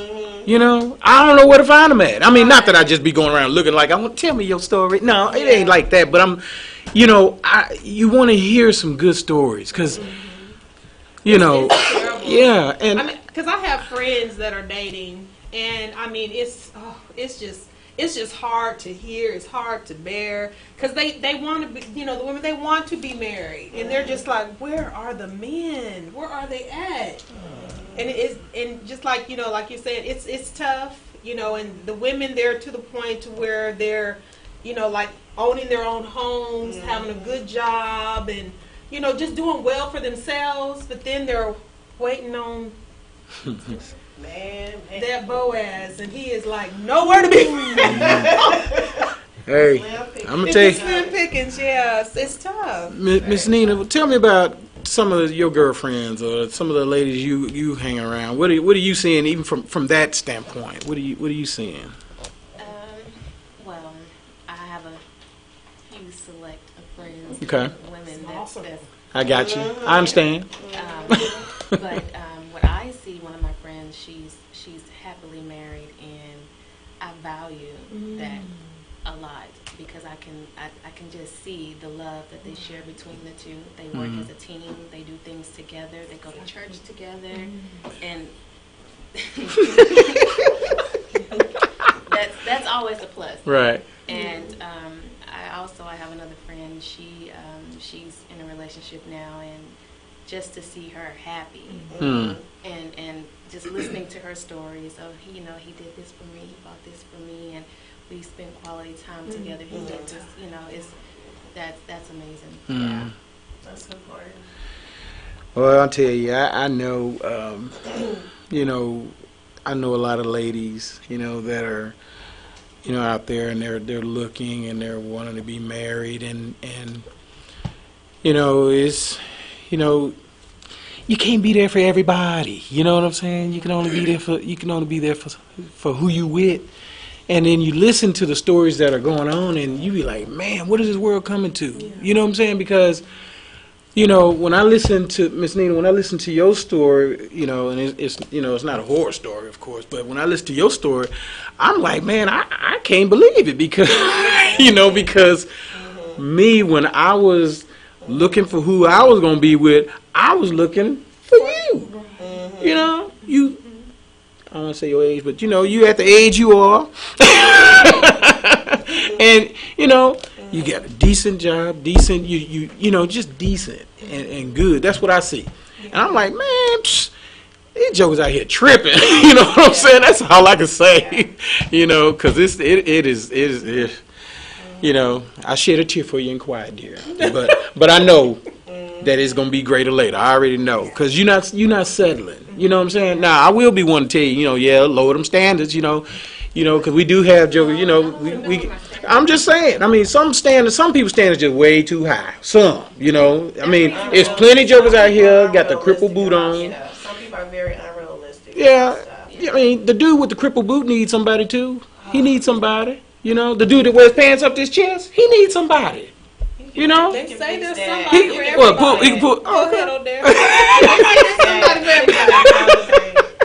I gotta agree with you on that. Steve Harvey talks about it. His wife Marjorie. Everybody used to know Steve Harvey for wearing big suits. He said Yeah. it was his wife that changed him. If you want to grow in the industry, you got to change your look. Yeah, So she molded him. Yeah. She got him the 20+ jobs that he has now. Like, the cripple boot ain't so bad. He might be your Bill change Gates. the high He could be your Hey, he could be a Bill crippled Gates. booted lawyer or something, you know, or a crippled booted doctor, you know. Change the high pin. Now he ain't doing surgery with the jacked up hands Down a and little that. bit. No, but hey, but you know, if a nub bothers you, then you know that's not you. You know what I'm saying? If you can't, if that nub bothers you, that's not your thing. You know, and I understand. You know what I'm saying? But hey, you know, because everybody, you know, everybody can't floss with a nub. So you got to find somebody that can at least floss with that nub. You know what I'm saying? You know, he ain't gonna be able to iron no crease in his slacks. You got to put them in the cleaners, right? Am I right? You know, make sure he get his clothes in the cleaners. You know what I'm saying? You know, he gonna burn that carpet. You try to iron it on him, he ain't got it. You know, he gonna burn it. Then you gonna be like, then you gonna be fussing at him for something else. You know what I'm saying? So, I'm just saying. You know, let's do this. Let's give these crippled peoples a chance. You know, I got a cousin in he live in Indiana. This joker be balling. He balling out of control. Like he wear gold on all his fingers. I don't know what his problem is, but he been balling out of control ever since I was a kid. Wow. And I saw him at my mom's funeral. I ain't seen him since I was a kid, and he was still balling in that wheelchair. He was still balling. He was dripping. He was dripping in gold. You know back in the day, like when Mr. T had the gold. Right. Hey, you know, they had 5 different gold ropes, different sizes. Yeah, gold rope after gold rope. Like you don't get tired of seeing one gold rope. You know what I'm saying? Hey, you know, crippled people be balling. You know. They be doing it. Yeah, but if that nub bother you, I get it. Don't you know, he might need help with that boot. You know. No, we need to move on. The crippled people, that's not it. Okay. Hey, I'm sorry. I'm just trying to speak up for the crippled people out there. They need a voice too, because a lot of times they ain't gonna say nothing. They can't get it out. A lot of them, Go ahead. Hey, can we talk about the communication interrupted social media? Let's do that. Let's do that. Ruined dialogue. Just 1 second. 1 second. We have Tiki Winston that wrote, "Don't lower your standards. Prioritize and know what your deal breakers are." Hey, Tiki. Pine Bluff. All right, now, T. Now you gotta still put that lower your standards in perspective. You know what I'm saying? The standard, lowering your standard is not a bad thing. It's just saying, okay, if I can't get the doctor, I'm gonna get the gym teacher. That's all I'm saying. What? They're reasonable. I mean, I'm just saying. Yeah. It has to be reasonable. That's why we got to talk about it, because you never know what people got their stuff. Some people are out of control. Yeah. Like, how much you make a year? What do you drive? What kind of house and all this kind of. Some people get really. And I get it. I get it. But seriously, you have to also look at what you bring to the table as well. Right. Or even do you have a table? So I'm just saying. That's true. That's true. Some people ain't got no table. People used to try to talk to me about it. I'm like, look, where your table at? Break bread to table. That's gonna be a problem, right? You can't even slice the bread because you ain't got a table. You know what I'm saying? So that's right. I agree with that. Really real. So Sorry. now you were just talking about communication interrupted, because you're right. These days. Oh my gosh. Social media and relationships or text communication, text messages. What you got to say on that? Because I can hear it. It's oozing out of your skin. What you got? Just on social media alone, I just feel like social media should be a place where you advertise business, connect with other people. Yes. I guess just great things, but now it's turned into I mean, it's so bad on social media, y'all. They're airing their dirty laundry. Oh yeah. They're showing men You getting can't. busted, women getting busted. Yeah, we can't be doing all And that. it's just, it's outrageous. Yeah. People should know your business like that. Right. Yeah. With your baby daddy there, with your husband there. It's just, listen, that is not the place. And a lot of times people don't care, or either they glad as you. Mm. It's one or the other. They don't care, or either they glad as you, depending on who it is.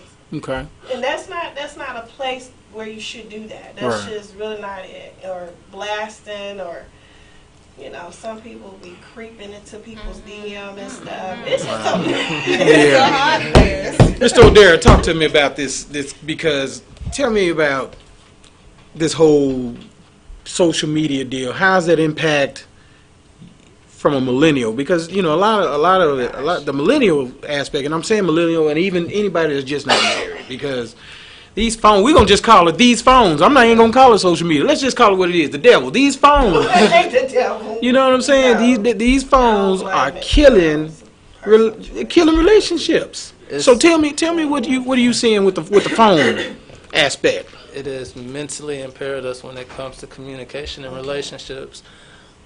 I'm going to make it simple. Back in the day, before we had cell phones, you knew everybody's telephone number off the top of your head. If I gave you my number now, you would just plug it in and be like, dang, I thought I had his number. I didn't save it. But back in the day, you would take the time out to memorize my number if you needed to reach me. That goes in today's time of communication when there's girls who get mad at me. I'm a horrible texter. I will say it right now. I am and it's by choice. Yeah. Because I don't want to talk to you all day through electronics. Right. Yeah. Is I'm at work, you can tell me a little bit about your day or somebody upset you, but by the time it's 4 o'clock, 5 o'clock, or whatever time you may get off, I can't ask you how was your day because I already know about your day. There's nothing for us to talk about. Text me off. We done text all day, so I'm leaving on the phone. So what you doing? Yeah. The acronym WYD. Yeah. I hate small talk. Don't WYD me. Yeah. Here's the other thing. You don't get to actually understand somebody when you text all day because when we all text each other, like, we're pretty much familiar with each other's voices. So if you were to text me, I would probably read the message and I could hear your voice in my head and be like, this how CH sounds. So you're probably talking just like this. He's not mad. He's playing. Yeah. But when you text all the time, you don't know how to take a message because you don't know how to verbalize your communication. I just had this talk with somebody the other day. I was like, you looking at it incorrectly. Yeah. They was like, I said, y'all text. Look at all this long thread of Oh text my messages. Oh my gosh. I'm glad we can read though. I'm glad we can read. Yeah, though. we've advanced a little bit. Yeah, but God. communication wise, call me. Yeah. I want to talk to you. I want to hear your voice. I want to see you. Let's meet up. First date shouldn't sometimes have to be at the movies. That's almost like texting because you're not going to talk at the movies. Yeah. That's true too. That's why we're talking about cooking. But, Oh yeah, the text message game and social media, it's the devil. Miss Nina, how's that impacting with what's going on in your dating world? In the DM. Oh, Goes yeah. down in the DM. It goes down. A lot of the ones in the DM, we're going to call them stalkers, because if people going to, stalkers. If they going in your DM and they don't even know you, they stalking you. Now, there's nothing wrong with stalking somebody if you're trying to get to know them on a good level. You know what I'm saying? You got to stalk them really if you want to get to know them nowadays a little bit, but we're going to call that kind stalking. Let's just give it a name. We're going to call it kind stalking. Everybody want to be stalked a little bit. You just don't want to be harassed.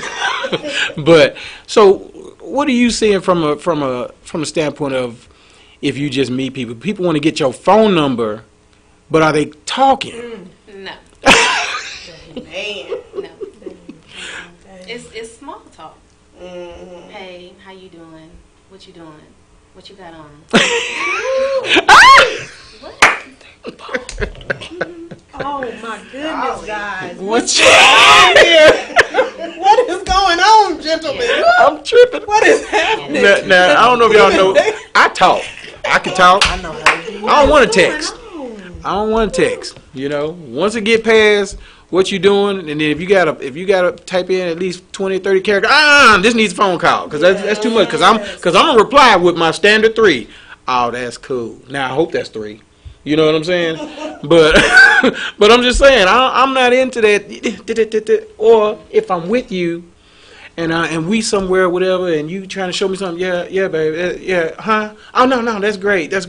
You know what I'm saying? Even when you with people in person, a lot of times you have to get people off the doggone phone. I know me and my husband, we observe it all the time when we're out and we see people on dates or whatever, and each of them have their phone in their hand. Now they're not talking to each other; they're just on the phone, just texting, doing, strolling through. Mm-hmm. But I don't know what happened to us, our communication breakdown is just so gone. Mm-hmm. And I remember back in the day, we used to talk on the phone. You'd be on the phone 1, 2, 3 o'clock in the morning talking about what you doing. Yeah, and enjoying yourself. And I mean, I've been on the phone for hours.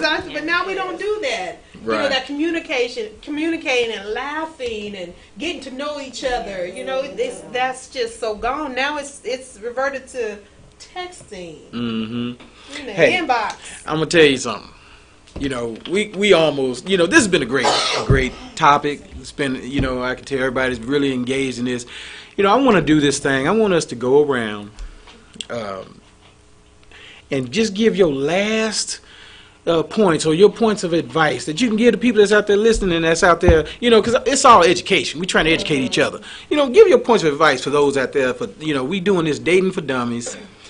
What's your advice to people to make this thing a little bit better? Let's start on Amazing May's side. Give you a little spiel, and we'll come on down here, and then I'll close it out. Boom, because that's what I do. Tip? Huh? Dating tip? Yeah, or just a word of advice for guys that's trying to because if they want to date amazing, they got to come amazing, right? What's your words of wisdom? What you got? My words of wisdom is making sure you know your worth. Mm-hmm. Have your standards, and if you're ready to pursue a relationship, pursue it. If you're not ready, don't waste someone's time. Mm-hmm. I just keep it simple. Oh, and the jugular is bit. My goodness. The jugular is cut. Mr. O'Dara, what you got? Words of wisdom. Talk to us. If I could piggyback off of hers, this is coming for the brothers. When pursuing somebody with true intent, pay attention and listen. Pay attention and listen. It makes everything down the line much easier. Pay attention and listen. That's good. I think that's a lost art. Because, oh my gosh, active listening. Yeah, It is. it's a lost art. Because a lot of times most people, they text and they ain't listening. And they ain't paying you no attention. And so it's like that's two kinds of disrespect. So, Miss Nina, give us what you got. What's your words? What's your words of wisdom to the fellas out there, that's looking for a #1 draft pick? I would say take your time and actually get to know the woman for who she is and not for the things that she may have. Mm-hmm. Just take your time. Be humble. I think that's the main thing. Be humble and just actually talk. Don't do the texting. Don't do the social media. Just go out, have walks in the park or something. Just get to know. They still got parks? Yeah. I didn't know they still had parks. All right. Walks in the park. Yeah. And this is Texas. People die when they go on walks in the park. Oh, I'm sorry. Miss Lady G, what you got? What you got? I'm going to say be true. Be true to yourself. Because if you don't have yourself together, how can you expect a young lady to want to be in a relationship or even get to know who you really are, the real authentic you? Because we put on a lot of masks, and that's so unfair. It's so unfair. And like you said, if you don't want to be involved with that young lady, don't waste her time. Yeah. Because, a lot of them are sitting here and they're really, truly waiting. So you don't want to be the one that's holding her up. Because what was it? There's a lot of men that'll do like, if I can't have you, nobody will. But yet they're not willing to do what it's going to take. So then that's when they come into that stalking. That's when all that stalkization comes in. So no, we don't want to. What you got? Finish you what got. you're saying, I'm going to say it. Okay. Finish what you guys That's, saying. that was what I was saying. You know, it's a lot of crazy that comes on after that. I want to say this. A woman should know when it's time to leave as well. Okay. And not stay and right. settle. Okay. That's it. Well, you know what? I'm going to leave on this note.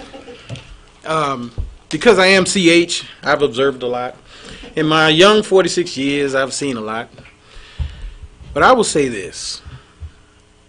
Even for people that are married and people that are single that are looking for someone, I think when you decide you want to come together with somebody, start spending time with a person, try to be a good friend.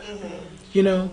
Because I tell you what, love is almost overrated these days. You need it, but at some point, love ain't going to work.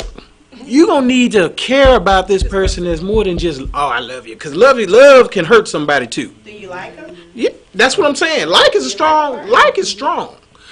I would say just try to be a friend.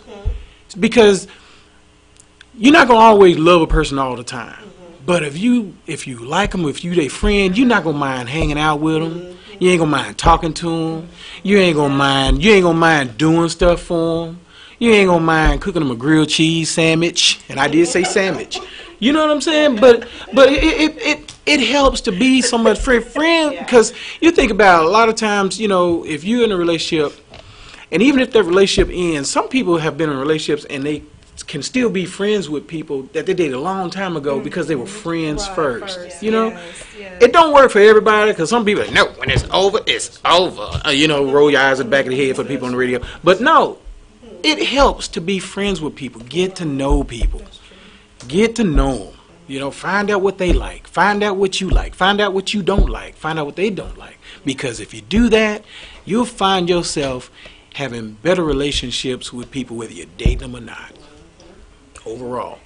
So on that note, I just want to let y'all know this has been The Conversation. And, you know, we come together to have the conversation for you, the people out there. You know, tune in next week. Same conversation time, same conversation channel. We're going to have another riveting conversation to have with you. So thank you for all those that have left notes on Facebook, that have chimed in with phone calls. Thank you, Mr. Davis, for calling in. That's our one celebrity for the night that called in. We want to thank you for everything y'all have done. Hey, this is a beautiful night. Y'all be safe out there. Until we meet again, love somebody. This has been The Conversation. Signing off, I am CH.